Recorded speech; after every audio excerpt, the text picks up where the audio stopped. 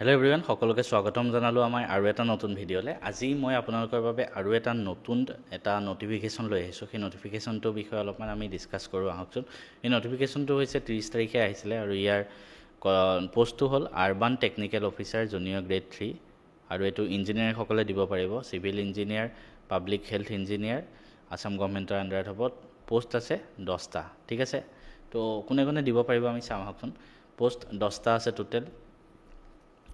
Name of the post, প্ৰথমটো এটা post দিলোঁ মই আৰবান টেকনিকেল অফিচাৰ, যোনটো চিভিল বা পাব্লিক হেল্থৰ কাৰণে। তাৰপিছত আৰু এটা ওলাইছে, সেইটো হ'ল আপোনাৰ আৰবান টেকনিকেল অফিচাৰ, এইবাৰ মেকানিকেল ইঞ্জিনিয়াৰৰ বাবে। আগতো চিভিল, এইবাৰ মেকানিকেল, ঠিক আছে। ইয়াতে পোষ্ট আছে 16টা, চিভিল, মেকানিকেল আৰু কোনটো ডিপাৰ্টমেণ্ট ওলাইছে। ইয়াৰ পিছত আৰবান টেকনিকেল অফিচাৰ আছে ইলেক্ট্ৰিকেল, এইবাৰ ইলেক্ট্ৰিকেলৰ কাৰণে ওলাল 11টা। তাৰমানে চিভিল, মেকানিকেল, ইলেক্ট্ৰিকেলৰ মই অলৰেডি কৈ থাকোঁ অসম চৰকাৰী চাকৰিৰ বাবে নটিফিকেশ্যন বেছি ওলাই থাকে। তাৰপিছত আৰু এটা ওলাইছে urban technical officer environment engineer, তেওঁলোকৰ বাবে 6টা পোষ্ট, ঠিক আছে। চ' বহুতকেইটা ডিপাৰ্টমেণ্টৰ বাবে ওলাইছে, ভালেমান চেলাৰিও হয়, গোটেইখিনি বস্তু ইয়াতে পাব। তাৰপিছতে ইলিজিবিলিটি ক্ৰাইটেৰিয়া কি হয় চাওক। Must B N Indian citizen, এইখিনি বস্তুটো লাগে। এডুকেশ্যন কোৱালিফিকেশ্যন কি লাগে চাওক। যদি আপুনি চিভিল আৰবান টেকনিকেল অফিচাৰ দিব বিচাৰে তেনেহ'লে BE বা BTech হ'ব লাগিব চিভিল ইঞ্জিনিয়াৰিঙৰ ফুল টাইম, ঠিক আছে।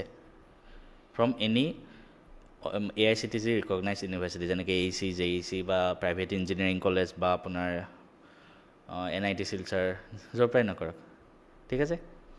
ছেকেণ্ড, মেকানিকেল ইঞ্জিনিয়াৰিঙৰ কাৰণে কি হ'ব লাগিব, আগৰটোত চিভিল লাগিব, মেকানিকেলৰ কাৰণে মেকানিকেল লাগিব ইঞ্জিনিয়াৰিং, BE বা BTech হ'ব লাগিব। তাৰপিছতে ইলেক্ট্ৰিকেল ইঞ্জিনিয়াৰিঙৰ কাৰণে ইলেক্ট্ৰিকেল হ'ব লাগিব। বহুতে ভাবে ইলেক্ট্ৰনিক্স হয়, মই নিজে যিহেতু ইলেক্ট্ৰনিক্স আছিলোঁ, ইলেক্ট্ৰনিক্সে ইয়াত এপ্লাই কৰিব নোৱাৰে, এইটো ইলেক্ট্ৰিকেল পিয়'ৰ। তাৰপিছত লাষ্টৰ এটা আছিলে এনভাইৰনমেণ্টেল ইঞ্জিনিয়াৰ, এইটো কোনে দিব পাৰিব, BE BTech যদি এনভাইৰনমেণ্টেল ইঞ্জিনিয়াৰিঙত আছে, অৰ BE BTech যদি চিভিল ইঞ্জিনিয়াৰিঙত আছে কিন্তু তাৰ লগত আপোনাৰ মাষ্টাৰ্ছ থাকিব লাগিব এনভাইৰনমেণ্ট ছায়েন্সত বা এনভাইৰনমেণ্টেল ইঞ্জিনিয়াৰিঙত। মানে এনভাইৰনমেণ্ট ইঞ্জিনিয়াৰ যদি আছে BTech হ'লেও হ'ল, কিন্তু যদি আপোনাৰ চিভিলত BTech আছে তেনেহ'লে এনভাইৰনমেণ্টত মাষ্টাৰ্ছ থাকিব লাগিব, তেতিয়া এইটো পোষ্ট দিব পাৰিব। কিন্তু চিভিল ইঞ্জিনিয়াৰিংসকলে ওপৰৰ চিভিলটোত দিব পাৰিব ন, তেওঁলোকৰ কাৰণে বেছি ভাল হ'ব।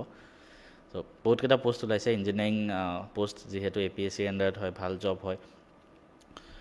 বাকী 20 ইয়াৰ্ছৰ পৰা 38 ইয়াৰ্ছ এজলৈকে তেওঁলোকৰ এজ ৰিলেক্সেশ্যনো থাকিব। কিছুমানৰ SC ST কাৰণে 5 বছৰ, OBC কাৰণে 3 বছৰ, ঠিক আছে। বাকী গভৰ্ণমেণ্ট এমপ্লয়ীসকলেও দিব পাৰিব, খালী এখন NOC বনাব লাগিব।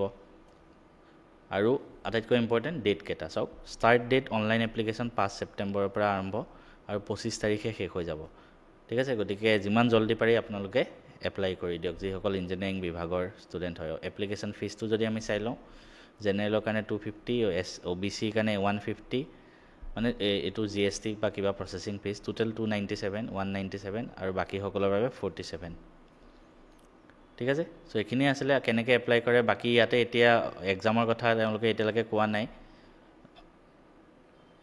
সেইখিনি তেওঁলোকে পিছত ক'ম বুলি কৈছে। মই হ'লেও প্ৰিভিয়াছ ইয়াৰ কুৱেশ্যনবিলাক চাম, যদি পাৰোঁ আপোনালোকক মই দেখাই দিম। আৰু ইয়াতে লিখা আছে এক্সাম চেণ্টাৰ ক'ত ক'ত হ'ব, তেজপুৰৰ কোন কোন জেগাত হ'ব, ঠিক আছে। তো সেইখিনি হিচাপত আপোনালোকে দিব পাৰিব। ডিটেইল নটিফিকেশ্যনটো আপোনালোকে APSC ৱেবছাইটত পাই যাব, তাতে গৈ আপোনালোকে চাই ল'ব। মই ইয়াৰ ওপৰত মই ৰিচাৰ্চ কৰিম, অলপ প্ৰিভিয়াছ ইয়াৰ কুৱেশ্যন চাম, যদি পাৰোঁ আপোনালোকক ইয়াত প্ৰভাইড কৰিবলৈ চেষ্টা। ভিডিঅ'টো চাই আছে তেওঁলোকৰ বাবে জনাই দিওঁ যে আপোনালোকে যিকোনো গভৰ্ণমেণ্ট এক্সামৰ যদি প্ৰিপেৰেশ্যন কৰি আছে, সেয়া লাগিলে আছাম গভৰ্ণমেণ্ট জবেই হওক বা SSC, CGL, বেংকিং, চবৰ কাৰণে আমাৰ এটা টেলিগ্ৰাম চেনেল আছে ডেডিকেটেড, আছাম জব হাব, ডেছক্ৰিপশ্যনত লিংক আছে। তাত মই ডেইলি ৰিডিং কম্প্ৰেহেনশ্যনৰ আপোনালোকক RC কুৱেশ্যন মানে পেৰেগ্ৰাফ দিওঁ, news paper article banking related বেছি দিওঁ, আৰু সেইটো জইন কৰি ল'ব পাৰে ফ্ৰীতে। আপোনালোকে মেটেৰিয়েলছখিনি পাই থাকিব। আৰু আমাৰ মেথছ এণ্ড ফিজিক্স হাব এপ্লিকেশ্যনটো ডাউনলোড কৰি লওক, তাত আপোনালোকে বহুতকেইটা কোৰ্চ পাব। যদি আছাম গভৰ্ণমেণ্ট ৰিলেটেড কোৰ্চ লাগে আছাম জবছত ক্লিক কৰিব, আৰু যদি SSC বা বেংকিং ৰিলেটেড কোৰ্চ লাগে বেংকিং SSCত ক্লিক কৰিব, ঠিক আছে। মেথছ এণ্ড ফিজিক্স হাব এপটো প্লে ষ্ট'ৰৰ পৰা ডাউনলোড কৰি ল'লেই হ'ল। আপুনি যদি আছাম গভৰ্ণমেণ্ট বা SSC এনেকুৱা ধৰণৰ পৰীক্ষাৰ কাৰণে পঢ়ি আছে, চবতকৈ বেছি কি লাগে আমাক, জেনেৰেল ষ্টাডিজ, মানে জেনেৰেল এৱাৰনেছৰ গোটেইখিনি বস্তু লাগে। তো তাৰ কাৰণে মই এটা গভৰ্ণমেণ্ট এক্সাম মহাবাণ্ডল বুলি এটা লৈ আহিছোঁ, PDF কোৰ্চ, কমপ্লিট পেকেজ থাকিব ইয়াতে। আপুনি এইখিনি চালে বেলেগ PDF বা প্ৰেক্টিছ মেটেৰিয়েল একো নাচালেও হ'ল, ঠিক আছে।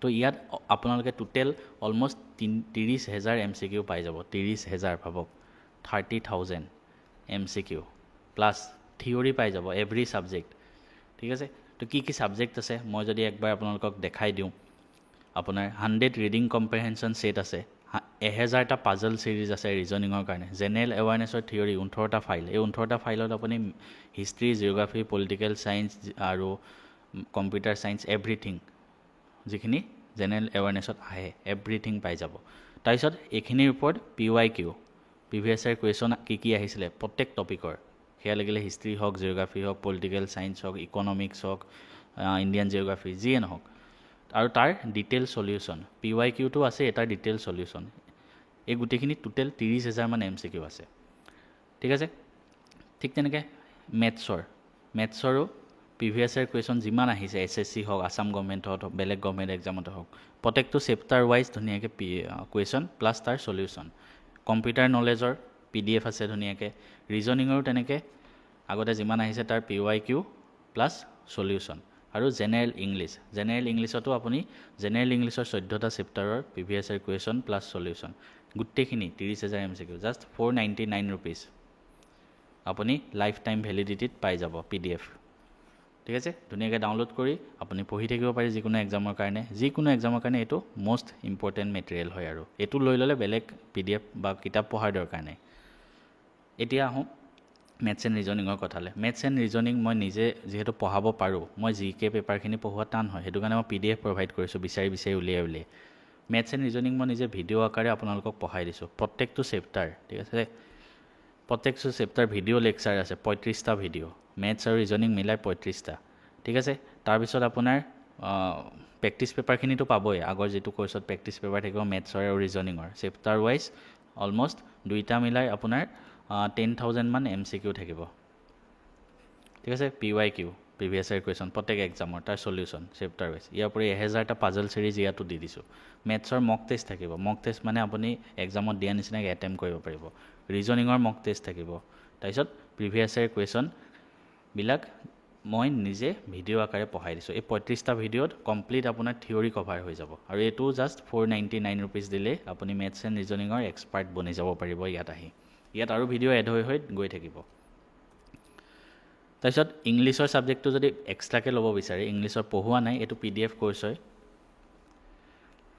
যিখিনি ক'লোঁ মই ইংলিছৰ 14টা ফাইলত আপোনাৰ চেপ্টাৰ ৱাইজ MCQ আহি যাব ঠিক আছে ৰিডিং কম্প্ৰিহেনশ্যন 100টা ছেট আহি যাব এই গোটেইখিনি এইটো ইংলিছৰো আপোনাৰ 10,000টা মান MCQ আহি যাব ঠিক আছে এইটো জাষ্ট 299 rupeesত গোটেই বছৰটোৰ কাৰণে পাই যাব আৰু SSC CGL যদি কোনোবাই প্ৰিপেয়াৰ কৰি আছে আপোনালোকে মক টেষ্ট দিয়াটো দৰকাৰী তো তাৰ বাবে SSC CGLৰ Tier 1ৰ কাৰণে ঠিক আছে ফাৰ্ষ্ট আমাৰ Tier 1 এক্সামে হ'ব তাৰ কাৰণে মই 25টা মক টেষ্ট আপোনালোকৰ কাৰণে প্ৰস্তুত কৰিছোঁ মক পেপাৰ আচলতে PDF আছে 25খন ঠিক আছে এই 25খন মক পেপাৰত আপুনি Tier 1ৰ প্ৰিভিয়াছ ইয়াৰ কুৱেশ্যন পেপাৰৰ লগত মেচিং হয় মানে আগতে অহা প্ৰশ্ন সেইটো হিচাপতে মই মক পেপাৰ কেইখন বনাইছোঁ গতিকে 199 rupees লৈ ল'লে এইটো আপুনি লাইফ টাইম পাই যাব এই গোটেইখিনি ল'বৰ কাৰণে মেথছ এণ্ড ফিজিক্স আপ এপটো ডাউনলোড কৰি তাতে বেংকিং SSC বা আসাম জবত ক্লিক কৰি গ'লেই হ'ল নহ'লে ডেছক্ৰিপশ্যনত লিংক দিয়া থাকিব ডাইৰেক্ট তাত গৈও জইন হৈ ল'ব পাৰে